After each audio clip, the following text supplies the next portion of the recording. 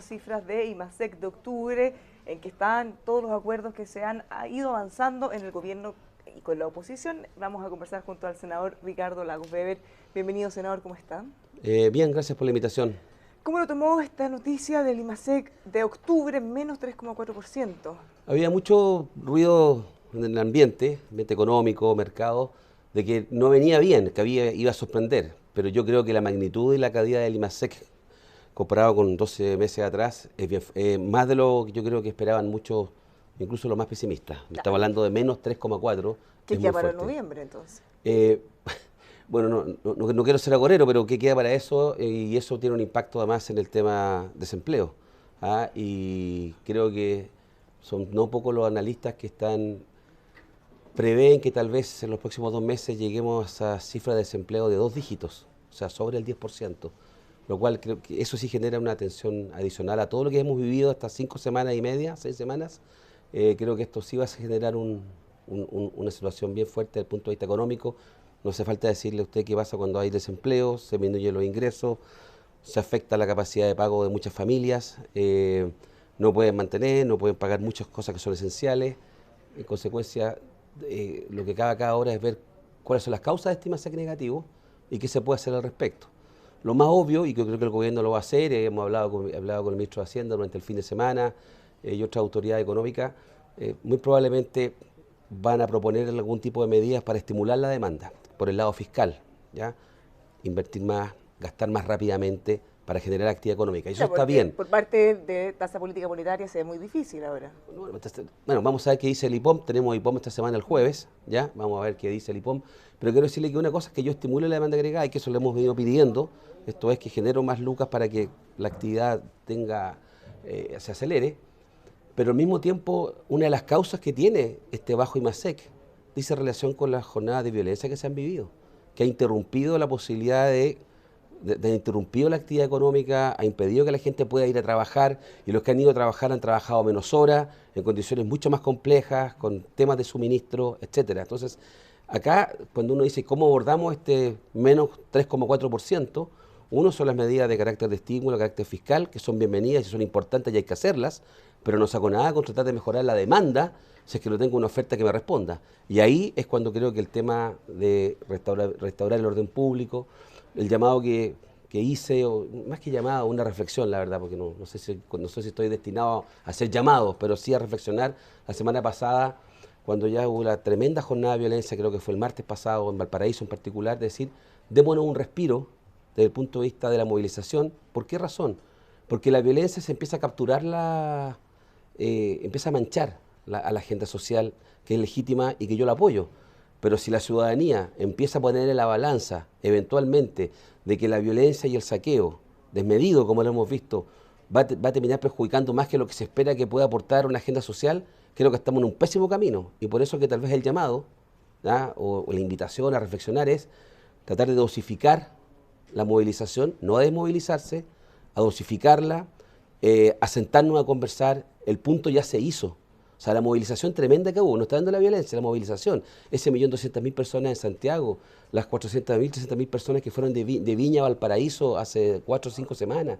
Eso ya hizo el punto. Y estamos los tomadores de decisiones, creo que escuchamos atentamente lo que nos dijeron y ahora estamos tratando de resolver este tema. Se avanzó en el tema constituyente, se mejoró el proyecto de reforma tributaria del gobierno actual, se modificó sustantivamente y ahora vamos a ver el tema en discusión concreto en el Parlamento, pues llegamos a un entendimiento.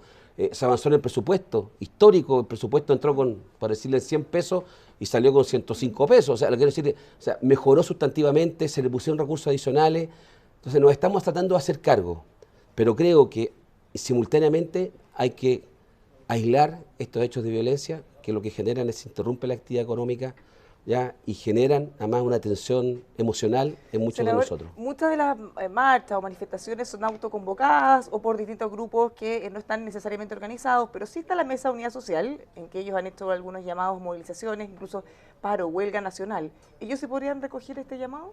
Yo creo que todos aquellos que tienen la capacidad de liderar algo, ¿ya?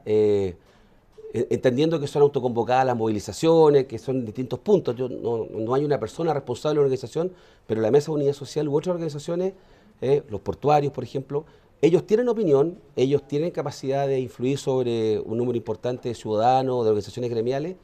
Ellos también pueden tal vez ir calibrando, mira, lo digo, calibrando, no es no movilizarse, es calibrando si es necesario tener marcha los martes y miércoles toda la semana, incluidos los jueves y viernes. Entonces, ¿me explico? O sea, viendo cómo han terminado, porque justo las jornadas está más bien, violentas han pero yo no le coincidido, atribuyo- sí, que pero- no necesariamente hay casualidad, pero ha coincidido. sí, pero porque Con la porque la huelga violencia y la nacional. delincuencia se cuelga de eso, ¿ya? Se cuelga de esa marcha. Entonces, sin desmovilizarlo, tal vez dosificar esa movilización, porque nadie me puede decir que ya no estamos hablando de los temas que se requerirían absorber. Ahora, dicho esto, voy a ser bien crítico en algo, no crítico, la verdad, porque sí, un poco crítico. Dígalo nomás.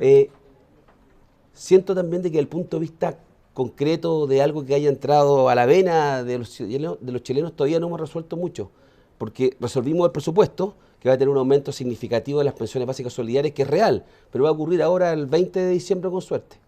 ¿Me explico? No, o sea, O sea, la gente todavía no recibe en su bolsillo directo. los chilenos tampoco todos quieren que les llegue algo al bolsillo, quieren ver un cambio. Y siento que entonces tenemos que apurar mucho el tranco, y ahí sí que esto no es palabra al viento, mucho el tranco en la agenda social. O sea, creo que tenemos que asumir un compromiso muy fuerte de que en qué plazos, y eso es algo que le propusimos al gobierno y a algunos de mis colegas, es pongámonos una meta con el gobierno, decir, mire, vamos a terminar la reforma de pensiones en un plazo. Yo quiero un contenido bueno, obviamente, pero me tengo que poner un plazo, porque me están pidiendo el plazo a la ciudadanía.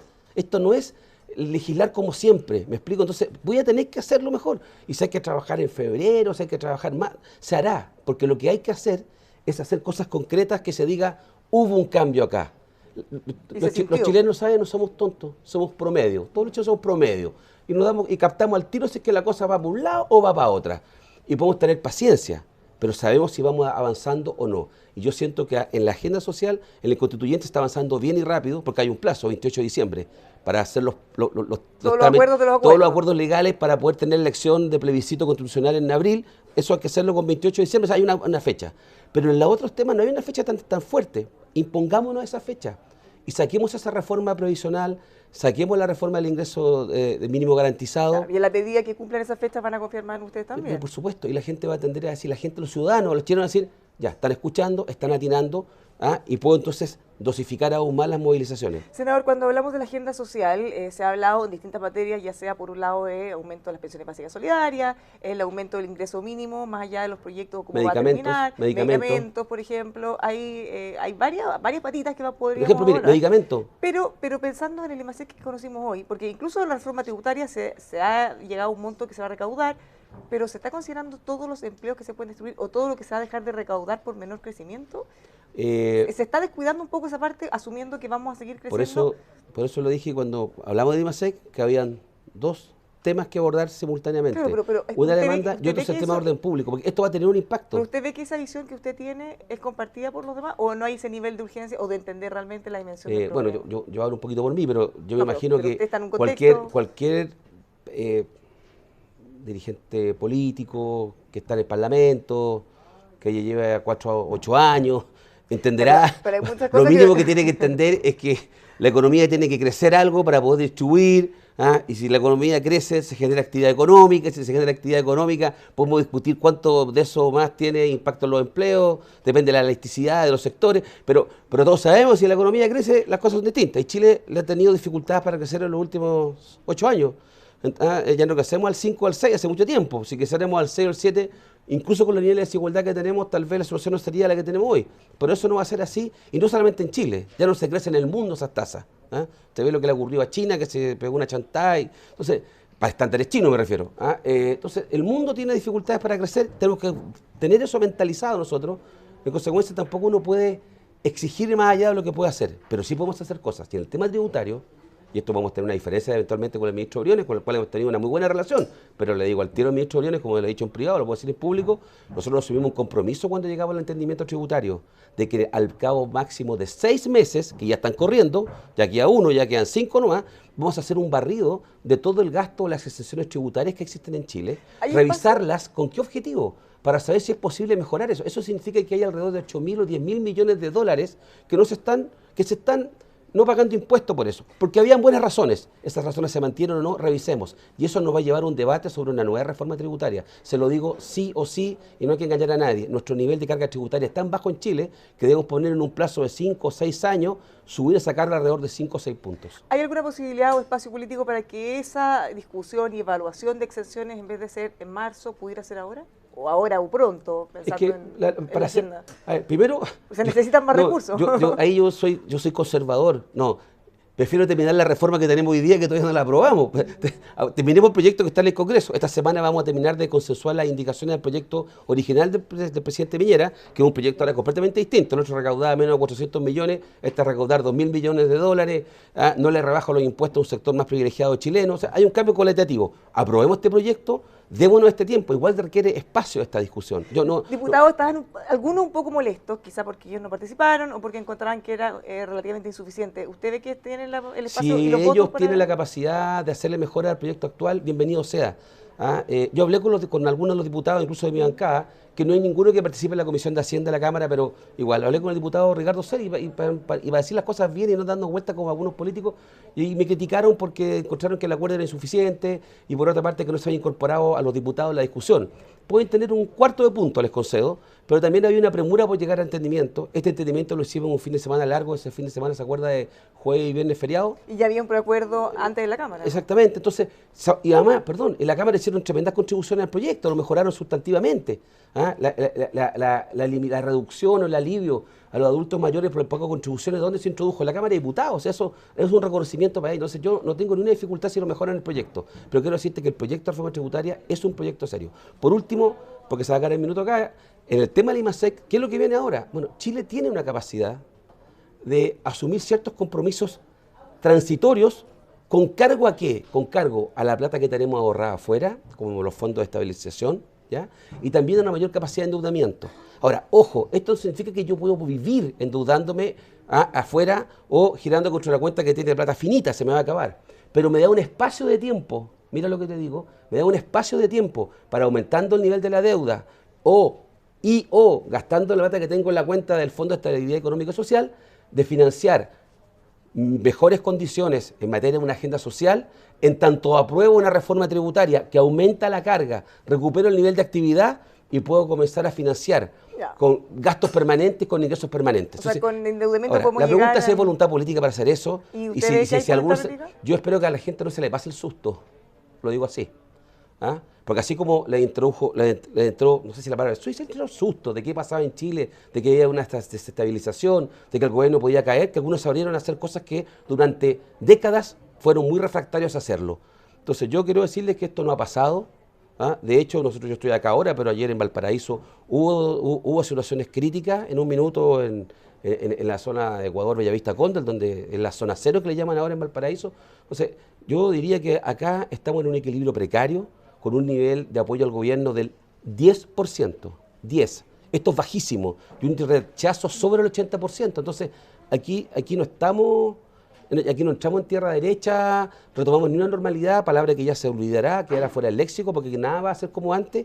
Entonces yo le digo, mantengamos la atención, mantengámonos centrados y focalizados en lo que hay que hacer. Al corto plazo, estimúleme la demanda, vamos entrando en temas más estructurales, aprobemos la reforma tributaria tal como está ahora. ¿Qué porcentaje del PIB usted cree que es razonable endeudarse? Porque también ha estado ahí el debate, si es que se llega a un 40%. Yo de esto descanso en economistas que me merecen confianza, ¿ya? Conocido economista, esto está en el orden del 39, 40%, 42%. Pero está con el consenso. Sí, consenso. Ayer escuché a mi viejo que decía 45%, yo no, creo que puede ser muy alta esa cifra, no se enojará que discrepo con él en esa materia, pero creo que 45% puede ser mucho, para ser bien franco.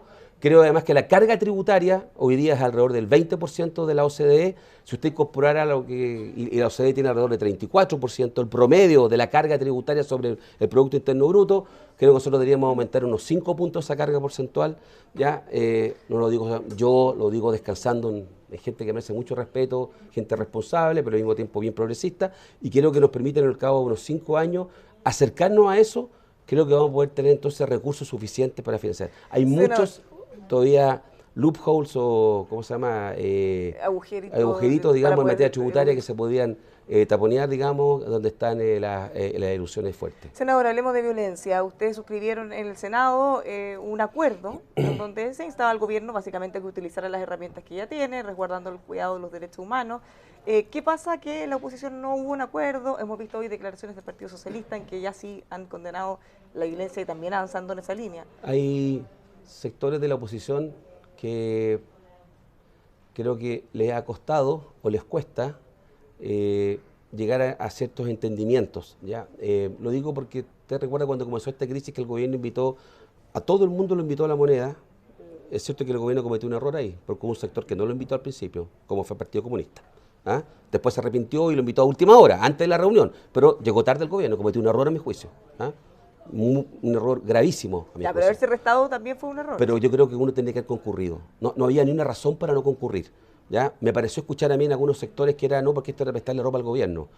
Algunos, puedo estar exagerando, vimos en lo que estaba ocurriendo al principio de las movilizaciones, producto de los hechos de violencia y producto, ojo, de la magnitud. Si fueron muchos chilenos de manera pacífica, fueron decenas de miles. Y no solamente porque dicen en Santiago, en todo Chile. Entonces yo digo, también uno tiene que escuchar. A mí me eligieron hace poco senador de nuevo, pero tengo que escuchar lo que me están diciendo. Entonces yo siento que el gobierno tiene que escuchar, y cuando invitó a todos, era porque el gobierno está urgido. Esa es la cosa, está un gobierno que sintió el calor ciudadano y dijo, bueno, esto vamos a tratar de resolverlo entre todos. Entonces creo que no había que restarse, y ahora es que se restaron. Y ahora, producto ya que efectivamente el tema de orden público comienza, si usted quiere, a capturar más atención que al comienzo, porque al comienzo era la demanda ciudadana, expresada de manera alegre, de manera fuerte, de manera constructiva. Este sector de violencia comienza a manchar la demanda. Bueno, llama nuevamente a dialogar. Hay sectores que les cuesta muchísimo esto, mucho, y esta carta que es una declaración que tiene una carilla y media, créame que es de buena crianza, pero tiene un elemento que cierra filas en torno al tema de enfrentar la violencia y el saqueo. No habla de las movilizaciones masivas de la gente, salvo una referencia que valora textual, yo sé porque esto me preocupé, yo que quedara en el texto, se valora la trascendente movilizaciones sociales de miles de chilenos por demandas justas. Está en la declaración. ¿Qué es lo que tiene la declaración al final? Un reconocimiento que el presidente puede invocar los estados de excepción que tiene en la Carta Constitucional, en la medida que se respeten los derechos humanos. ¿Y por qué no lo firmaron? ¿Pensaron que eso de alguna manera era un llamado a que salieran los militares? De los 22 senadores de oposición, entiendo que 8 lo firmamos, ¿ya? Pero yo no me voy a quedar en por qué no firmaron los otros. Ya. Yo me voy a quedar en lo que leo hoy en un medio de circulación nacional vinculado a este canal, que veo una página casi entera, en que dicen que ellos considerarían sumarse a una iniciativa con ciertas condiciones que además todas las compartimos. Partido Socialista, en sí, este caso. Y sale un senador de PPD también, etcétera. O sea, lo que quiero decirte es que yo creo que en esto uno tiene que tener la capacidad de distinguir las dos cosas y no tener complejo en esta materia. Tratar de no tener complejo en esta materia. El expresidente de la Corte Suprema, Hugo Dolmetsch, hace una crítica respecto a que quizás estamos exagerando en quitarle facultades a Carabineros para poder imponer el orden. ¿Coincide con esa crítica? Es que yo no puedo descontextualizar esa cita así como está. No me dice nada, con el respeto que le tengo a don Hugo Dolmetsch, además que lo felicito por su labor en la Corte Suprema, y como presidente de la misma en su oportunidad. Pero quiero decirle que aquí tenemos sendos informes de organismos internacionales que hablan de que han habido excesos claros, contundentes, no aislados en materia de violación de los derechos humanos y los abusos de la fuerza policial, al punto que el propio ministro del Interior del presidente Piñera, el ministro Blumel, que es lo que señaló la semana pasada, que le daba 10 días de plazo a Carabineros para modificar los protocolos. Y el gobierno habló de dolor, recibía con dolor el informe de Human Rights Watch. Y todavía falta el informe de Naciones Unidas, que no sabemos cómo viene, pero no veo ninguna razón por la cual vaya a ser sustantivamente distinto. Entonces, tenemos un problema en eso. Y distingamos entonces cuándo Carabineros actúa en el tema de las movilizaciones y si estas degeneran o no en hechos de violencia, y en particular con los hechos de violencia. Quiero decir algo, en Valparaíso, y esto no me lo van a negar, cuando veo saqueo a las 10 de la noche, completamente descontextualizados de las movilizaciones, la movilización terminó a las 2 de la tarde, a las 4 de la tarde, a las 5 de la tarde, y están saqueando Cóndor con Bellavista, y uno ve escasa presencia policial, ¿Usted coincide con las críticas del alcalde Sharp en ese sentido? ¿Que está más concentrado en manifestaciones que en los saqueos y los demás? No, yo leí la entrevista del alcalde Sharp y tengo serias discrepancias con lo que señaló el alcalde Sharp, para ser bien franco, en varios temas. ¿En cuáles? ¿Ah? No, en el tema constitucional. No, hablé con él largo, 1 hora y media, y bueno, las conversaciones privadas quedan privadas, pero a mí me parece que señalar en el tema constitucional... Pero públicamente ha hecho críticas al acuerdo, criticó muy duramente al diputado Boris Sí, por haberlo todo eso, suscrito. yo no comparto nada de eso, yo quiero decirle y que no se trata de una asamblea constituyente, a su juicio. Bueno, o sea, que ha sido bien... mire, ¿sabe lo que pasó? ¿Sabe una interpretación que yo tengo? Interpretación libre de Lagos Ver, que puede estar equivocada, no soy cientista político ni nada, pero todo hacía prever, para algunos sectores, que las conversaciones que se estaban llevando desde un sector del Parlamento, en torno a la reforma constitucional, a la nueva constitución, perdón, que iba a terminar esto en que el acuerdo iba a ser un plebiscito de entrada o de consulta, en el cual iban a preguntar a los chilenos si querían que fuera una asamblea constituyente o una convención ciudadana compuesta por 70% ciudadanos elegidos por todos los chilenos y 30% elegidos por los parlamentarios. ¿Ya? Eso es lo que, o 80-20 iba a ser. Ese era como que los que no participaron de las negociaciones, de las conversaciones, eso intuían que iba a pasar. Porque efectivamente en un minuto eso se planteó arriba de la mesa. Sí, claro, fue parte de la discusión, pero estaba cerrada la discusión. Y con eso, arriba de la mesa, pensaban de que con eso no iba a tener legitimidad social y que iba a ser posible criticarlo. En consecuencia, no se sumaban a ese ejercicio. Pero ¿cuál fue el resultado final de la conversación? ¿Tenemos el plebiscito de entrada? Lo tenemos. ¿Se pregunta por una nueva constitución? Sí, está ahí. Y le preguntan por 2 mecanismos. Uno que es mixto, 50% ciudadanos, 50% parlamentarios, y otro que es 100% elegido, que en términos formales y de fondo es una asamblea constituyente, porque son 100% ciudadanos que van a determinar la nueva constitución desde cero. Y yo creo que hubo una sorpresa para aquellos que no participaron de que obtuviéramos ese resultado. ¿Y por qué lo siguen criticando después entonces? Es que es raro, porque lo critican en la noche y a la mañana siguiente dicen que van a participar. ¿Ah? Usted habla con el alcalde Chat, que lo critica, pero dice que va a participar. Entonces explíqueme por qué critico si participo. ¿Sabe por qué? Porque yo creo que quedaron offside, esa es la verdad. ¿No le gustó no estar? Sí, y ahora, ¿me puedo hacer una autocrítica? Mía y tal vez para los que participamos de esas conversaciones. Mirado en retrospectiva, tratando de salirme del calor de esa noche, que era muy complejo, que entre paréntesis se dijo que era una cocina. Yo no recuerdo una cocina con todos los canales de televisión, las radios de Chile, era un reality, era una cocina. Si alguien quiere caricaturizarlo, yo más que una cocina, era un reality, en el cual todos los actores comentaban qué estaba ocurriendo minuto a minuto. Pero dicho eso, una mirada para atrás, tal vez hubiera sido óptimo, eso le digo, óptimo, pero no se pudo, de que tal vez haber retrasado el acuerdo definitivo, una vez que estaba ya establecido el rayado de cancha, y tal vez haber socializado eso e invitado o a la mesa social o a otros actores, a otras organizaciones sociales, a conocer este planteamiento, a recibir su opinión y ver si era posible haberle hecho tal vez algún mejoramiento, algún ajuste. Si usted me pregunta ya, hoy día... Eso lo dice usted ahora, pero en ese minuto la tensión era brutal. Pero lo digo como autocrítica, para que no diga que yo soy un catón, que no. Yo decidí, yo fui de los que dijo, cerremos hasta ahora, porque nunca, y 3 veces nunca, habíamos tenido al alcance de la mano la posibilidad de consultar a los chilenos como nunca en su historia. Desde 1810 nunca, de consultarle a todos nosotros, no que chilenos, soy chileno, a todos que nos consultáramos y dijéramos si queríamos una nueva constitución, si queríamos este mecanismo mixto, este mecanismo 100% ciudadano y de una constitución en blanco. Entonces creo que había que amarrar ese acuerdo. Senador, se nos acabó el tiempo, pero 2 cosas que no nos puede quedar fuera muy cortitas. Una, paridad, ¿se podría concretar o no? ¿Le parece una buena idea que hayan 2 votos para que se vote hombres y mujeres por separado? ¿Y qué pasa con el porcentaje o escaños o cuotas para pueblos originarios? A ver, esto escapa ya mi capacidad técnica de cómo se puede hacer. Yo quiero la máxima paridad posible, creo que hay que generar un espacio para los pueblos originarios. ¿Qué le parece que el senador Chaguán haya señalado que está dispuesto a establecer escaños reservados para pueblos originarios? Senador Chaguán, que primero apoya el reconocimiento constitucional de los pueblos originarios, ¿ya? Aquí se saltan pasos. ¿Ah? Está de maduro que hay que generar un espacio a los pueblos originarios. Lo que pasa es que en el sector del senador Chaguán algunos tienen serias reservas de eso, lo han tenido siempre. ¿Ah? Como ni siquiera somos capaces de reconocerle constitucionalmente su existencia. Entonces, secundario senador Chaguán. Muchas gracias por habernos Muchas acompañado gracias. esta mañana en Emol TV, senador. Gracias por Gracias a su ti. tiempo. Lo dejamos invitado a que siga junto a nosotros en emol.com.